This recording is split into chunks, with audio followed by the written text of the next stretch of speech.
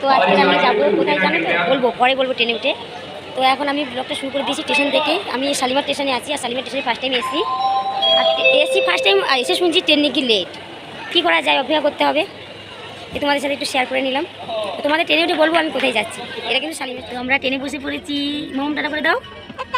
ট্রেনে বসে পড়েছি কারণ আমাদের 9:15 ট্রেন ছিল, লেট হয়েছে, আরও লেট হবে এত ঘন্টা। তো এখন বসে থাকবো, ট্রেন চালিয়ে তোমাদের সাথে আমি শেয়ার। ট্রেনটা বড্ড লেট হয়ে গেছে, কারণ 9:15 ছাড়ার কথা, ওটা ছেড়েছে 12:15।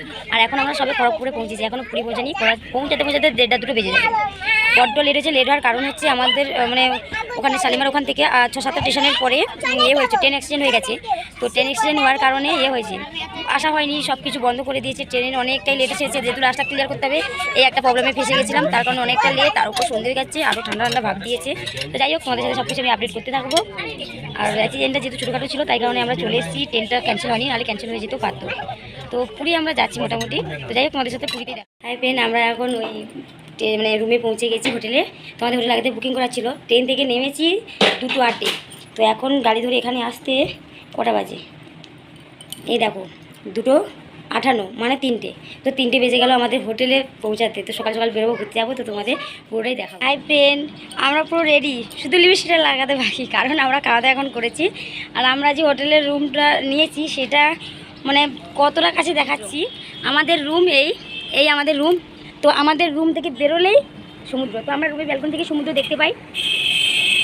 আশা করি তোমরা দেখতে পাচ্ছ কীভাবে ঢেউ আসছে। তোমাদের তো ফুল ভিডিও আমি অবশ্যই দেবো, তাও একবার দেখিয়ে দিলাম। এই বলো যে আমরা সমুদ্রের পাশে এসে গেছি।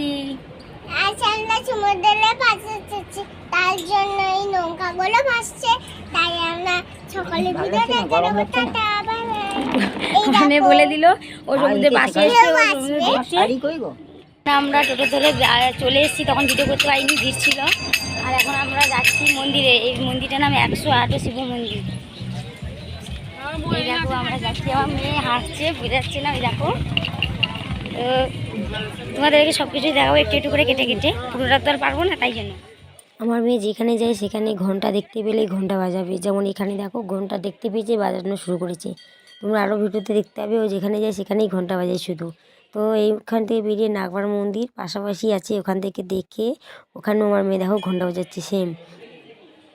ঘন্টা বাজিয়ে বেরিয়ে এসে 108 শিব মন্দির বলেছিলাম প্রথমেই, এই সেই 108 শিব মন্দির। এখানে আমি সমস্ত সেটাকে জড়িয়ে প্রণাম করলো, সাথে আমরাও একটু ছবি এবং ভিডিও করে নিলাম। ওখান থেকে বেরিয়ে এসে এখানে আছে গোমাতা। গোমাতাকেও খড় খাওয়াচ্ছে, ওই গরু আর ওর বাচ্চাকে খাওয়াচ্ছে, কিন্তু ও খেতে চাইছে না। ওর বাবা বলছে ও ঘুমিয়ে পড়েছে। তো যাই হোক, ওখান থেকে ও নড়বে না, ওকে আদর করবে। অনেক বলে বালে এখানে আনলাম খাওয়ানোর জন্য। ওর বাবার সাথে তো খাওয়ালো না, আমার সাথে এসে ভয় ভয় পাচ্ছে, একবার করে হাত দিচ্ছি।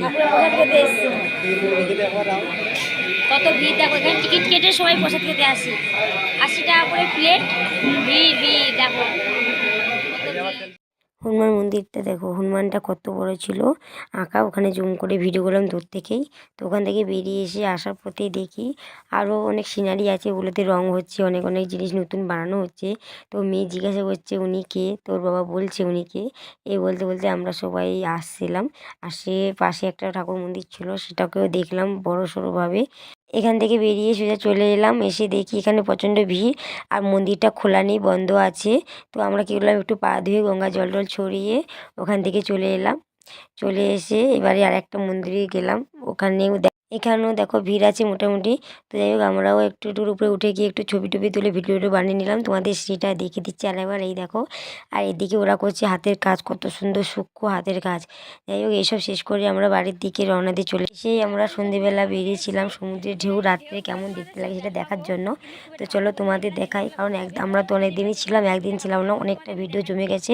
নেক্সট ভিডিও তোমাদের আমি আর একটা পার্টে দেখাবো। তো টাটা।